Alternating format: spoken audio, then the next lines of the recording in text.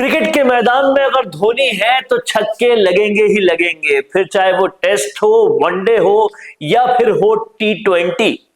वैसे ही अगर राजनीति में सचिन पायलट है तो फिर सियासी छक्के पड़ेंगे ही पड़ेंगे, बाउंड्री पार होंगे ही होंगे, फिर चाहे वो राजस्थान हो, छत्तीसगढ़ हो या फिर हो दिल्ली। और ऐसे ही सचिन पायलट के एक राजस्थान के योद्धा ने दिल्ली में मचा दी है धूम और मोदी सरकार को कर दिया ओपन चैलेंज। क्या वो ओपन चैलेंज था? किस तरीके से चैलेंज किया? क्या कुछ हुआ? इस वीडियो में अंत तक जानेंगे और इससे कितना गहरा असर पड़ेगा, इसको अंत तक जानेंगे। आप इस वीडियो को अंत तक जरूर देखिएगा। बृजेंद्र ओला की बात कर रहे हैं हम। अपनी उम्र में वृद्ध है, लेकिन जिस तरीके से मोदी सरकार को जिस विषय पे उन्होंने काउंटर किया, चैलेंज दिया, उससे कहीं ना कहीं पायलट के सिपाहियों की साख दिल्ली में भी बढ़ गई है और राहुल गांधी समेत पूरी आला कमान ने भी समझ लिया है कि कांग्रेस में असली लोहा लेने वाले राजस्थान में कहीं से आते हैं तो वो पायलट खेमे से आते हैं। तो पायलट के इस सिपाही ने किस तरीके से मोदी सरकार को चैलेंज किया, किस बात पे किया, ये हम आपको सब कुछ समझाने वाले हैं। लेकिन उससे पहले आपको पूरा वीडियो दिखाते हैं कि किस तरीके से ये चैलेंज हुआ है। आप इस पूरे वीडियो को देखिए, समझिए। बृजेंद्र ओला ने कहा कि राजस्थान देश में सबसे ज्यादा टोल टैक्स देता है, फिर भी स्टेट हाईवे की हालत बद से बदतर होती जा रही है। और उदाहरण दिया, जोधपुर से फलौदी 120 किलोमीटर है। इन 120 किलोमीटर में 4 टोल आते हैं। सड़क की हालत का कहना ही क्या है, 120 किलोमीटर में 68 की स्पीड ब्रेकर बने हुए, 68 स्पीड ब्रेकर बने हुए हैं और गड्ढों की गिनती तो न जाने कितनी है। इस तरीके से इन्होंने लोकसभा में खड़े होकर पोल खोल के रख दी राजस्थान की भजनलाल सरकार की भी और कहीं ना कहीं मोदी सरकार के चुनाव की भी, कि आपने किस तरीके से, किस तरह की सत्ता चुनी है, किस तरह के सत्ताधीश चुने हैं जो ये काम भी ढंग से नहीं कर पा रहे। बृजेंद्र ओला ने क्या कुछ कहा, पहले आप सुनिए। माननीय अध्यक्ष महोदय, मैं आपके माध्यम से माननीय मंत्री जी से जानना चाहूंगा कि राजस्थान देश में सबसे ज्यादा टोल दे रहा है और विगत पिछले 5 साल में, जैसा आपने उत्तर में बताया है, लगभग 29,700 करोड़ रुपए का टोल राजस्थान से संग्रह किया गया है। और दूसरी तरफ टोल रोड की हालत बहुत दयनीय है। जयपुर दिल्ली का और अजमेर तक जो नेशनल हाईवे नंबर 48 है, उसमें मैं समझता हूँ हमारे हाथों पे से है कि उसमें सबसे ज़्यादा टोल देश में आया होगा।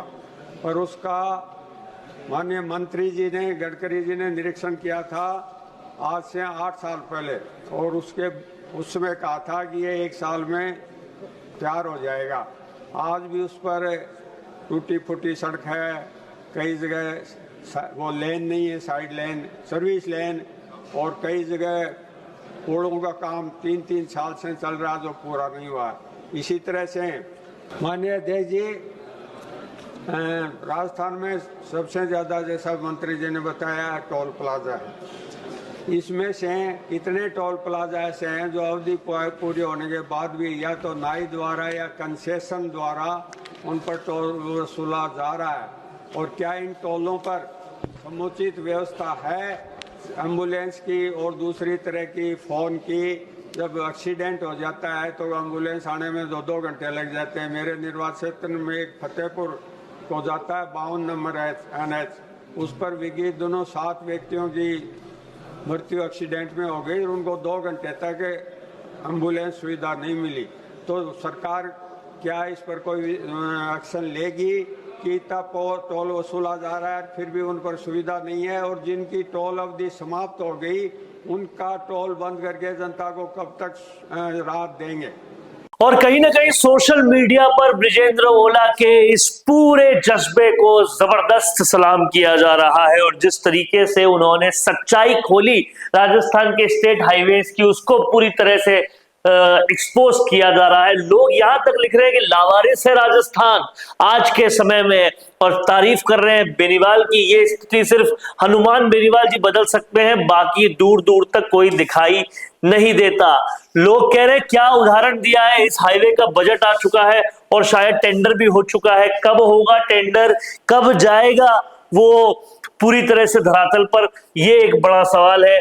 जयपुर से शाहपुरा पूरे के पूरे बीजेपी के हैं, इस पर भी बोले खा गए भारत को ये नेता, एग्री विथ यू। लोग इस तरीके से ब्रिजेंद्र ओला के इस सवाल पर अपनी प्रतिक्रिया दे रहे हैं, और कहीं ना कहीं इससे जो इमेज है सचिन पायलट के सिपाहियों की दिल्ली में भी, आला कमान के सामने भी, वो भी लगातार बढ़ रही है। पायलट के हक में हर माहौल बोल रहा है, और ऐसे में पायलट खेमा अगर शक्तिशाली होता है तो ही कांग्रेस का भविष्य नजर भी आता है। क्या कुछ कहना है आपका इस मसले पर, लिख डालिए कमेंट बॉक्स में। देखते रहिए संवाद, क्योंकि ये संवाद है भारत का, भारत के लिए।